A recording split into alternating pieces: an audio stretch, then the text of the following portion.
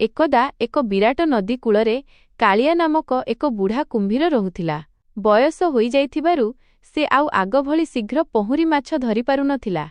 सेथिपाई से निजर बुद्धि खटाई शिकार करिबाकु स्थिर कला। कुंभीरर नुआ योजना। दिने नदी कूळकु एक चगला हरिण पानी पीबाकु आसिला। कालिया कुंभीर पानी उपरकु मुंड टेकी कहिला, आरे हरिण भाई, तुमे एठी मैला पानी काहींकी पिउछ?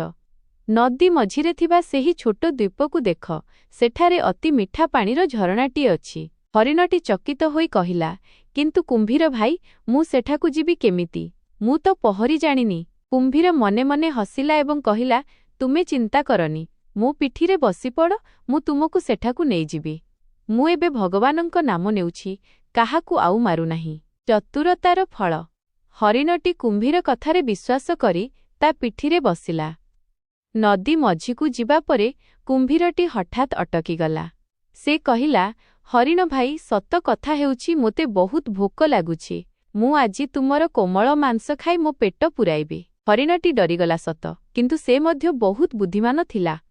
से सांगे सांगे कहिला, आरे कुंभीर भाई, तुमे एकथा मोते आगरु कहिलनी काहींकी? मो कलिजा तो मु गछ कोरडरे सुखाइबाकु रखिदेई आसिछि। बिना कलिजारे मो मांस तुमकु बिल्कुल स्वादिष्ट लागिबनी। शेष परिणति। लोभी कुंभीरटी हरिणर कथारे पड़िगला। से भाबिला, कलिजा खाइले अधिक बळ मिलिब। तेणु से हरिणकु पुणी कूळकु घेणी आसिला। कूଳରେ पहुंचिबा मात्रे हरिणटी एक लंबा डिया मारी जंगल भितरकु पळाइला।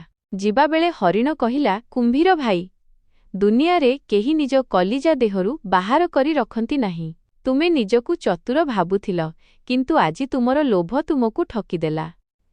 शिक्षा। विपद समयरे धैर्य नहराई बुद्धि प्रयोग कले निश्चित भावे रक्षा मिलिथाए।